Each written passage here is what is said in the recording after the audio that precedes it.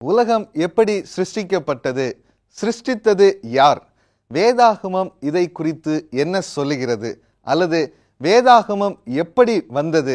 வேதாகமத்தின் சுவாரஸ்யங்களை தெரிந்து கொள்வதற்கும் வேதாகமத்தில் குறிப்பிடப்பட்டிருக்கிற கிறிஸ்து யார், பிதாவானவர் யார், பரிசுத்த ஆவியானவர் யார் என்று தெரிந்து கொள்வதற்கு தொடர்ந்து எங்களோடு கூட அன்றாட வாழ்க்கையும் ஆதி புஸ்தகமும் என்கின்ற நிகழ்ச்சியை தொடர்ந்து பாருங்கள். தேவன் உங்களை ஆசீர்வதிப்பாராக.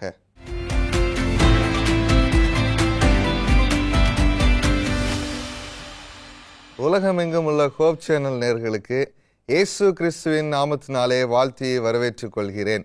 இந்த நல்நாளிலே அன்றாட வாழ்க்கையும் ஆதி புஸ்தகம் என்கின்ற நிகழ்ச்சியின் வாயிலாக உங்களை சந்திப்பதிலே மிகுந்த மகிழ்ச்சி அடைகிறேன். குறிப்பாக இந்த நிகழ்ச்சியிலே நம்மளோடு கூட போதகர் இமானுவேல் மற்றும் போதகர் ஜான் ஆஸ்பன் அவர்கள் இருக்கிறார்கள். இருவரையும் இயேசு கிறிஸ்துவின் நாமத்தினாலே வாழ்த்தி வரவேற்றுக் கொள்கிறேன். தோத்திரம் தோத்திரம். ரைட். இந்த நாளிலும் கூட குறிப்பாக கிரியேட்டர் அண்ட் த கிரியேஷன், சிருஷ்டிகர் மற்றும் சிருஷ்டிப்பு என்கின்ற தலைப்பின் கீழாக நாம் சில காரியங்களை தியானிக்க இருக்கிறோம். வேதாகமம் நமக்கு சொல்கிறது, வேத வாக்கியங்களை எல்லாம் ஆராய்ந்து பாருங்கள், அவைகளால் நித்திய ஜீவன் உண்டென்று எண்ணுகிறீர்களே என்று. அந்த வார்த்தையின் கீழாக வேதத்திலிருந்து சில காரியங்களை குறித்து நாம் தியானிக்க இருக்கிறோம். முதலாவதாக பாஸ்டர் இமானுவேல், உங்களுக்கான ஒரு சின்ன கேள்வி என்ன அப்படின்னா, இன்னைக்கு இந்த உலகத்தில் நம்ம எடுத்துக்கிட்டோம் அப்படின்னா அநேக நம்பிக்கைகள் இருக்கின்றது. குறிப்பாக இந்த உலகம் தோற்ற முதல் எல்லாவற்றையும் நம்ம எடுத்துக்கிட்டோம் அப்படின்னா ஒவ்வொரு விதமான நம்பிக்கைகள் இருக்கின்றது. சிலர் கடவுள் இல்லை என்று நம்புகிறார்கள். அவர்கள் குறிப்பாக எதை குறித்து நம்புகிறார்கள் என்றால், இந்த நுண்ணுயிர் மூலமாக உலகம் உண்டாகப்பட்டது. இப்படி அநேக காரியங்கள் இந்த உலகத்தில் இந்த நாட்களில் இருக்குது. இப்போ உண்மையிலேயே வேதம் என்ன சொல்கிறது கடவுளை குறித்து, சிருஷ்டிகராகிய கடவுளை குறித்து வேதம் என்ன சொல்கிறது பாஸ்டர்? அநேக நம்பிக்கைகள் உலகத்தில் இருந்தாலும் பிரதானமாக ரெண்டு நம்பிக்கைகள் தான் மிகவும் பிரதானமானது. ஒன்று, தேவன் ஒருவர் இந்த உலகத்தை உண்டாக்கினார் அப்படின்னு சொல்லி ஒரு நம்பிக்கை இருக்கின்றது. இன்னொரு கூட்டம் தன்னுடைய தேவைக்காக தேவனை தேடுகின்ற ஒரு கூட்டம், அது எல்லாமே இறை நம்பிக்கை உள்ள ஒரு கூட்டத்தில் வந்துடுது. இன்னொரு கூட்டம் உலகத்தில் என்ன படித்தாலும் சரி, என்ன அவங்க ஒவ்வொரு நாளும் கற்றுக்கொண்டாலும் சரி, அவங்க என்ன நினைக்கிறாங்க அப்படின்னு சொன்னால், கடவுள் இல்லை அப்படிங்கிறத மறுக்கக்கூடிய உறுதியாக இருக்கக்கூடியவர்கள் இருக்க தான் செய்கிறாங்க. அது இன்றைக்கு ரெண்டு பிரதானமான நம்பிக்கை, இறைவன் உண்டு, இறைவன் இல்லை அப்படிங்கிற நம்பிக்கை. ஆனால் வேதம் சொல்லுகின்றது, எபிரேயர் 11வது அதிகாரம் 6வது வசனம் இவ்வாறாக சொல்லுகின்றது, விசுவாசம் இல்லாமல் தேவனுக்கு பிரியமாயிருப்பது கூடாத காரியம். ஏனென்றால் தேவனிடத்தில் சேருகிறவன் அவர் உண்டு என்றும் அவர் தம்மை தேடுகிறவர்களுக்கு பலன் அளிக்கிறவர் என்றும் விசுவாசிக்க வேண்டும். விசுவாசம்னா என்ன அப்படின்னு சொன்னால், நம்ம ஆண்டவரை நம்புகிறேன் அப்படின்னு சொல்லி வெளியே வார்த்தையில் சொல்கிறது முக்கியமல்ல. அவர் ஒருவர் உண்டு, அவர் தம்மை தேடுகிறவர்களுக்கு பலன் அளிக்கிறவர் அப்படிங்கிற ஒரு நம்பிக்கை நமக்கு வேண்டும். அந்த விசுவாசம் வேண்டும். அதுதான் ஒரு சரியான ஒரு விசுவாசமாக இருக்க முடியும். அப்படின்னா இந்த தேவன் ஒருவர் உண்டு, அவர் உலகத்தை உண்டாக்கினார் அப்படிங்கிற நம்பிக்கை நம்ம கரத்தில் வைத்திருக்கக்கூடிய வேத புத்தகம் அதைத்தான் சொல்லுகின்றது. அதே போல்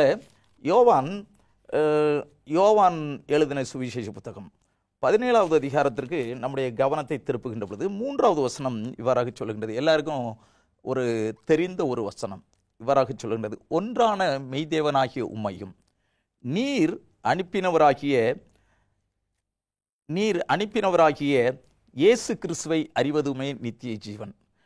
தேவனை குறித்த ஒரு அறிவு, அவருடைய குமாரனாகிய இயேசு கிறிஸ்துவை குறித்த அறிவு தான் நித்திய ஜீவன். அப்படின்னா தேவனை குறித்து ஒரு அறிய வேண்டும் அப்படின்னு சொல்லி, அது தேவனை குறித்து ஏன் அறியணும்? இன்றைக்கு சாதாரணமாக குழந்தைகள் இருக்கிறாங்க, அந்த குழந்தைகள் தன்னுடைய பெற்றோர்களை அம்மா அப்பான்னு சொல்கிறாங்க. எதுக்காக அப்படின்னு சொன்னால், பெற்றெடுத்தவர்கள் அது. அதே போல் இந்த உலகத்தில் இருக்கக்கூடிய ஜனங்களாகிய நாம் என்ன செய்யணும் அப்படின்னு சொன்னால், நம்முடைய தெய்வத்தை அறியக்கூடிய, அதாவது ஒவ்வொரு நாளும் தாயும் தகப்பனும் என்று அழைப்பது போல, நம்முடைய எல்லாவற்றிற்கும் மேலே பரம தகப்பன் ஒருத்தர் இருக்கிறாரு, இறைவன் இருக்கிறாரு, அவரை குறித்து அவருக்கும் நமக்கும் என்ன தொடர்பு, அவர் நம்மை உண்டாக்கினவரா முக்கியமாக என்கின்ற தெளிவு நமக்கு அன்றாட வாழ்க்கையில் வேணும். அதுதான் வேதம் நமக்கு கற்றுக் கொடுக்கின்றது. நீங்கள் இதை குறித்து நீங்கள் படித்து பார்த்தீங்கன்னா நீதிமொழிகளில் சொல்லுகின்றது, நீதிமொழிகளில் கர்த்தருக்கு பயப்படுதலே ஞானத்தின் ஆரம்பம் அப்படின்னு சொல்லி. கர்த்தருக்கு பயந்து அந்த ஞானத்தோடு நாம் தேவன் ஒருவர் உண்டு, அவர் இந்த உலகத்தை உண்டாக்கினார் அப்படிங்கிற ஒரு ஜெபசிந்தையோடு ஒரு பயபக்தியோடு கூட நாம் தேடுகின்ற பொழுது கர்த்தர் தம்மை தேடுகின்றவர்களுக்கு அவர் வெளிப்படுகின்றார். அவர் வெளிப்படுகின்ற தேவன். அது போதகர் அருமையாக பதில் சொன்னாங்க. போதகர் ஜான், நீங்கள் சொல்லுங்கள், இதுக்கு மேலே ஏதாவது வேதம் நமக்கு சொல்லுகிறதா தேவனை குறித்து? வேதத்தில் நாம் ஏதாவது வசனங்கள் ஆதாரமாக பார்க்க முடியுமா? தேவனை குறித்து நாம் பார்க்கும் பொழுது தேவன் ஒருவர் இருக்கிறார் என்று சொல்லி மனிதனாக பிறந்த எல்லாரும் நம்ப வேண்டிய ஒரு அவசியம் இருக்கிறது. ஏன் அப்படின்னு சொன்னால், நாம் பார்க்கிற ஒவ்வொன்றும் எவ்வளோ அழகாக இருக்கிறது. அது ஏனோ தானோ என்று உருவாக்கத்தக்க ஒரு காரியமாக இல்லை. அதனுடைய நேர்த்தியை பார்த்தால் நம்முடைய இருதயம் கண்டிப்பாகவே தேவன் இருக்கிறார் என்று சொல்லி நம்பும். இந்த வேதாகமத்திலே நாம் பார்க்கும் பொழுது கிட்டத்தட்ட 110க்கு மேற்பட்ட இடங்களில் தேவன் உறுதியாக இருக்கிறார் என்று சொல்லி வேதாகம எழுத்தாளர்கள் நமக்கு சொல்லுகிறார்கள். அதில் குறிப்பாக சொல்லும் பொழுது மோசேயை குறித்து பார்த்தோம் அப்படின்னா, மோசே ஆதியாகமத்தை துவங்கும் பொழுதே அவர் துவங்குகிற அந்த அழகை பார்க்கும் பொழுது வேத வசனம் சொல்லுகிறது பாருங்களேன். ஆதியிலே தேவன் வானத்தையும் பூமியும் சிருஷ்டித்தார்னு சொல்லுது. ஆதியிலே தேவன் வானத்தையும் பூமியும் சிருஷ்டித்தார். அப்போ ஆதியிலே தேவன் இந்த உலகத்தை எல்லாவற்றையும் சிருஷ்டித்தார். அவர்தான் தெய்வம் அப்படின்னு சொல்லி நமக்கு தெரிகிறது. ஏன் அப்படின்னா, உண்டானது ஒன்றும் அவரை இல்லாமல் உண்டாகவில்லை. அதே போல இன்னொரு முக்கியமான ஒரு வசனம், அது நமக்கு மிகவும் அவசியமான ஒரு வசனமும் கூட. சங்கீத புத்தகத்தில் நாம் பார்க்கும் பொழுது 14ஆம் சங்கீதம் வசனம் 1 இவ்விதமாக சொல்லுகிறது: தேவன் இல்லை என்று மதிகேடன் தன் இருதயத்தில் சொல்லிக் கொள்கிறான். அவர்கள் தங்களை கெடுத்து அருவருப்பான கிரியைகளை செய்து வருகிறார்கள். நன்மை செய்கிறவன் ஒருவனும் இல்லை. போதகர், அருமையாக நீங்கள் பேசிகிட்டு இருக்கிறீங்க. ஒரு சின்ன இடைவேளைக்கு பிறகு நாம் மறுபடியுமாக இந்த நிகழ்ச்சிக்குள்ளாக நாம் கடந்து செல்வோம். நேர்களே, ஒரு சின்ன இடைவேளைக்கு பிறகு மீண்டுமாக நாம் நிகழ்ச்சிக்குள்ளாக கடந்து செல்வோம். நேர்களே, சிறிய இடைவேளைக்கு பிறகு மீண்டுமாக நாம் நிகழ்ச்சிக்குள்ளே போவோம். வாங்க நிகழ்ச்சிக்குள்ளே போகலாம்.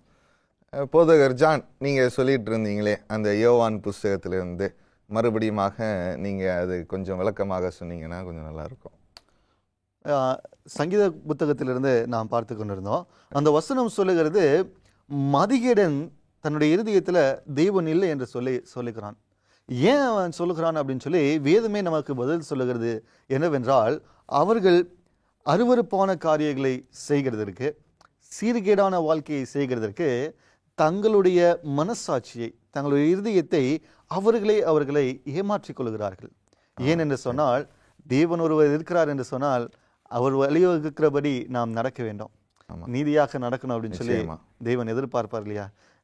எந்த தெய்வமாக இருந்தாலும், தெய்வம் மட்டும் இல்லை, நம்மளுடைய அப்பா அம்மா கூட நாம் அவர்களுடைய சொல்லுக்கு கீழ்ப்படியணும்னு நிச்சயமாக எதிர்பார்ப்பாங்க. ஆமாம். ஆனால் நம்ம படைத்த தேவன் அதை நிச்சயமாக அவரும் எதிர்பார்ப்பார், நாம் அவருடைய சொல்லுக்கு கீழ்ப்படியணும் அப்படின்னு சொல்லிட்டு. கண்டிப்பாகவே நீங்கள் சொன்னது அருமையான ஒரு காரியம். அப்படிதான் இந்த தேவன் இல்லை என்று சொல்லுகிறவர்கள் ஏதோ ஒரு காரியத்தில் அவர்களே ஏமாற்றிக் கொள்கிறார்கள் என்பதுதான் உண்மை. வேதம் நமக்கு தெளிவாக சொல்லுகிறது, தேவன் ஒருவர் இருக்கிறார். அது நாம் பார்க்கிற எல்லாவற்றிலும் தெரிகிறது. சிறு புல் பூண்டாக இருக்கலாம், பெரிய மலைகளாக இருக்கலாம், எல்லாம் தேவன் இருக்கிறார் என்பதை நமக்கு உறுதிப்படுத்துகிறது. நிச்சயமாக அருமையான ஒரு பதிலை நீங்கள் சொன்னீங்க. தொடர்ந்து நம்ம போதகர் இம்மானுவேல், உங்கள்கிட்ட ஒரு சிறிய கேள்வி. என்ன அப்படின்னா, இந்த உலகம் தோற்றத்தை குறித்து, உலகம் உண்டாக்கப்பட்டதை குறித்து இன்னைக்கு உலகத்தில் நிறைய காரியங்கள் சொல்லி கொண்டே இருக்கிறாங்க. ஒவ்வொரு மனுஷனையும் எடுத்துக்கிட்டீங்க அப்படின்னா நிறைய காரியங்கள். நான் ஒரு மனிதனை சந்தித்த போது அவர் என்ன சொல்கிறார் அப்படின்னா, ஒரு சிறிய நுண்ணுயிர் மூலமாக இந்த உலகம் உண்டாக்கப்பட்டது அப்படின்னு சொல்லிட்டு இந்த உலகத்திலே நிறைய காரியங்கள் சொல்கிறாங்க. உலகம் தோற்றத்தை குறித்து என்ன சொல்லுகிறது? வேதம் இந்த உலகம் உண்டாக்கப்பட்டதை குறித்து என்ன சொல்லுகிறது? உலக தோற்றத்தை குறித்து நாம் வைத்திருக்கக்கூடிய வேத புத்தகமும் விஞ்ஞானமும் கருத்துக்கள் சொல்லுகின்றது.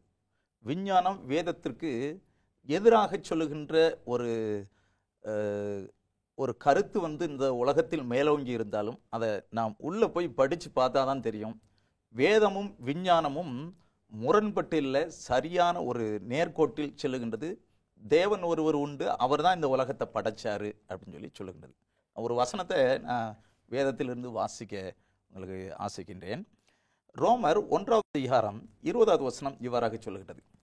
எப்படி என்றால், காணப்படாதவைகளாகிய அவருடைய நித்திய வல்லமை தேவத்துவம் என்பவைகள் உண்டாக்கப்பட்டிருக்கிறவைகளினாலே உலகம் உண்டான முதற்கொண்டு தெளிவாய் காணப்படும், ஆதலால் அவர்கள் போக்கு சொல்ல இடமில்லை அப்படின்னு சொல்லி.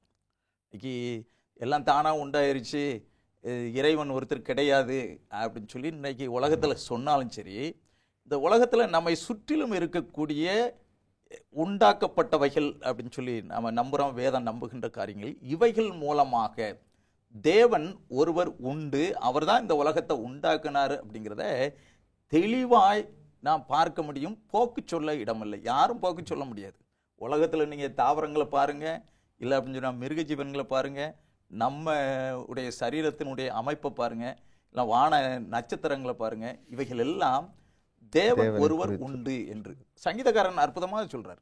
சங்கீதம் 19வது சங்கீதத்திற்கு நம்முடைய கவனத்தை திருப்புகின்ற பொழுது, சங்கீதம் 19வது சங்கீதம் 1வது வசனம், வானங்கள் தேவனுடைய மகிமையை வெளிப்படுத்துகிறது, ஆகாய விரிவு அவருடைய கரங்களின் கிரியை அறிவிக்கிறது, பகலுக்கு பகல் வார்த்தைகளை பொழிகிறது, இரவுக்கு இரவு அறிவை தெரிவிக்கிறது அப்படின்னு சொல்லுகிறது.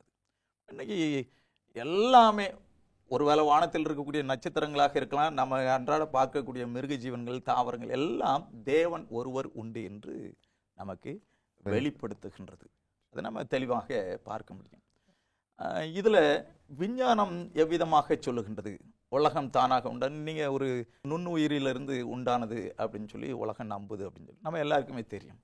சார்லஸ் டார்வின் அவருடைய அவருடைய கொள்கை என்ன சொல்லுது அப்படின்னு சொன்னால், அவர் ஒரு சோதனை குழாயில் வெற்றிடமான காற்று புகாத ஒரு சோதனை குழாயில் நைட்ரஜனும் சூரிய வெளிச்சமும் இதை போன்ற சில காரியங்களை வச்சு ஆய்வு செய்து ஒரு உயிரினம், ஒரு செல் உயிரி, அதாவது அமீபா என்கின்ற உயிரி தோன்றி இருக்கலாம் அப்படின்னு தான் சொல்றாரே தவிர அதை நிச்சயமாக சொல்லலை, அவர் நிச்சயமாக சொல்லலை.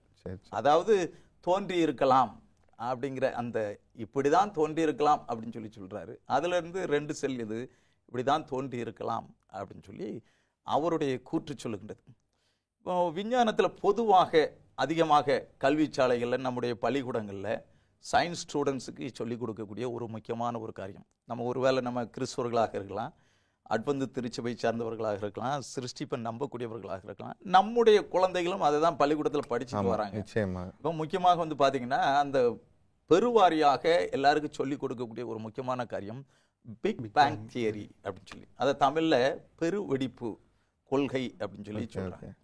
இந்த பெருவெடிப்பு கொள்கையை குறித்து நீங்கள் விஞ்ஞானம் என்ன சொல்லுகின்றது அப்படின்னு சொன்னால், இன்னைக்கு உலகத்தில் சொல்லுவாங்க, உலகம் தோன்றி கோடான கோடி ஆண்டுகள் ஆகிவிட்டது அப்படின்னு சொல்லி. ஆமாம், நான் கூட சில செய்தித்தாள்களில் பார்த்துருக்கிறேன், நியூஸில் பார்த்துருக்கிறேன். அந்த எலும்பு கூடுகள் எல்லாம் எடுத்து இது மில்லியன் இயர்ஸ் எகோ அப்படின்னு சொல்லிட்டு நிறைய காரியங்கள் போடுறத நம்ம பார்த்துருக்கோம். ஃபாசில்ஸ் அப்படின்னு சொல்லி, புதைப்படிவங்கள் அப்படின்னு சொல்கிறாங்க. சரி, இந்த இவைகள் அதை ஒரு முக்கியமான ஒரு காரியத்தை சொல்லி கொடுக்குறாங்க. என்னன்னா, இந்த உலகம் தோன்றி பல மில்லியன் ஆண்டுகள் ஆகிவிட்டது அப்படின்னு சொல்லி சொல்றதுக்கு முக்கியமாக இந்த பிக் பேங் தியரி அப்படிங்கிற தியரியை அவங்க சொல்றாங்க. அதனுடைய தாற்பயம் நான் ஒரு சுருக்கமாக சொல்றேன். இந்த பிக் பேங் தியரி அப்படின்னு சொல்லி ஒரு காலத்தில் ஒரு சில மில்லிமீட்டர் அளவுள்ள அணு, அதாவது அது மிகவும் சுருங்கி இருந்து மிகவும் வெப்பத்தினால பின்பு காலப்போக்கில் அது வெடித்து சிதறியது. அது அப்படி விரிவடைந்து அது வெடித்து சிதறுகின்ற பொழுது பல ஆயிரக்கணக்கான மைல்களுக்கு அகலம் உள்ள ஒரு உருண்டை வடிவமான பொருட்களாக ஆங்காங்கு சிதறி சென்றது அப்படின்னு சொல்லி நம்புகிறாங்க.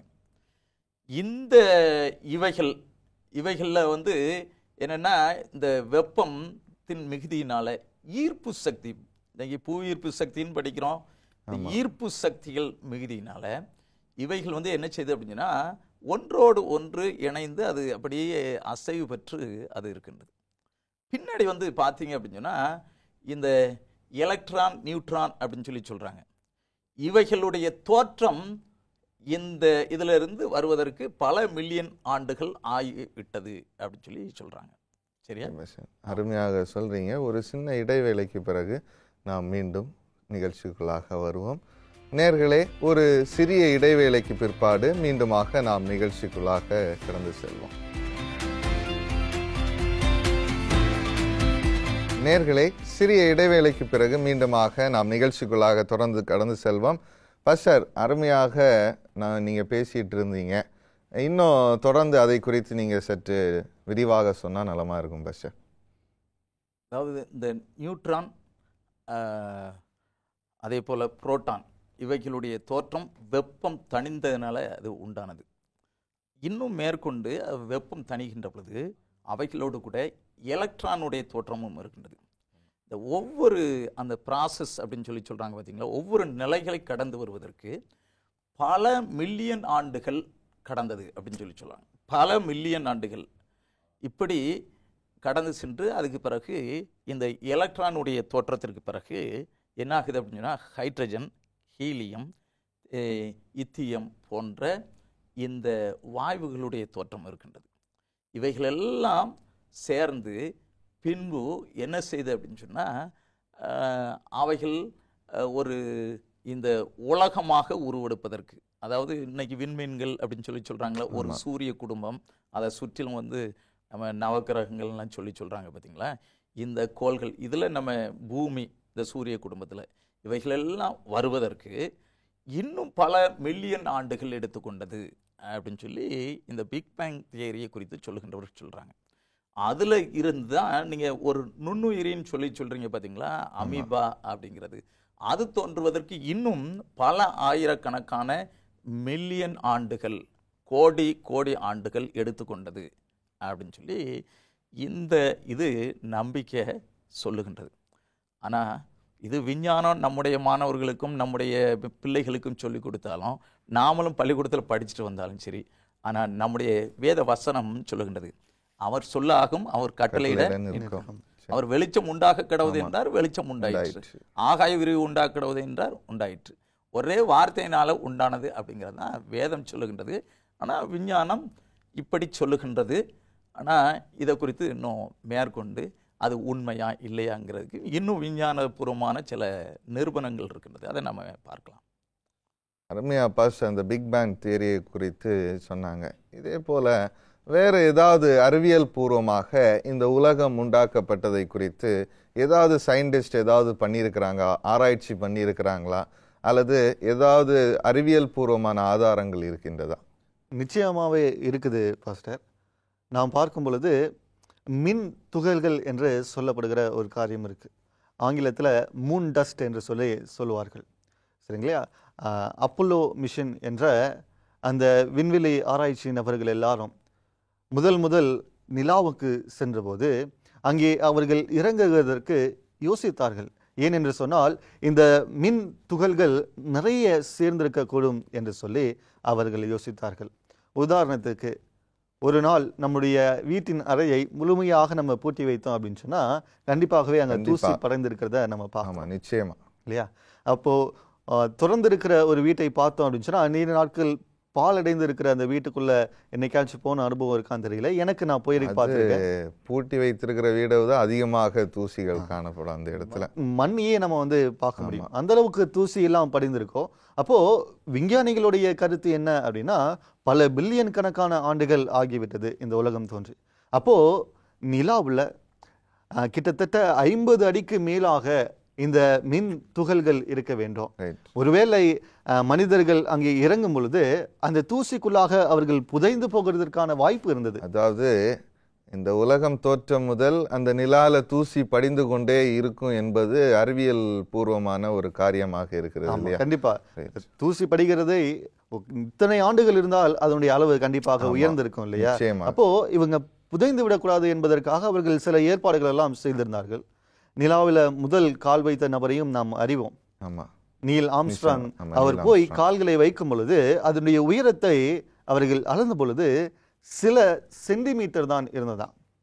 அப்போ அந்த மின் துகள்களுடைய அளவை அளந்து பார்க்கும் பொழுது இது பல மில்லியன் ஆண்டுகளாக சேர்ந்த ஒரு காரியம் அல்ல, ஒரு சில ஆயிரங்கள், குறிப்பாக சொல்லணும் அப்படின்னா 6000 ஆண்டுகள் அல்லது 5000 ஆண்டுகள் தான் இருக்கும் என்று சொல்லி விஞ்ஞான பூர்வமாக அவர்கள் சொல்லுகிறார்கள். அப்படியானால் அவங்க சொல்றத வச்சு பார்க்கும்போது நம்முடைய கரத்தில் இருக்கிற வேதம் தோன்றியும் 6000 அல்லது 5000 ஆண்டுகள் தான் ஆகின்றது இல்லையா?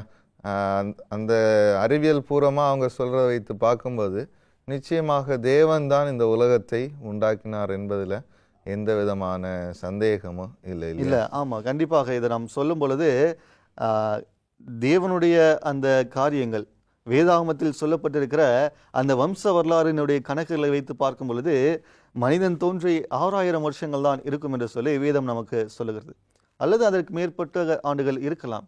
ஆனால் வேதம் 6000 ஆண்டு என்று நமக்கு தெளிவாக சொல்லும் பொழுது இந்த அறிவியலும் நமக்கு அது ஒரு சான்றாக இருக்கிறது. இதே போல இந்த ஒரு அனுபவம் நமக்கு மிகவும் ஒரு பலம் வாய்ந்த ஒரு சாட்சியாக இருக்கிறது.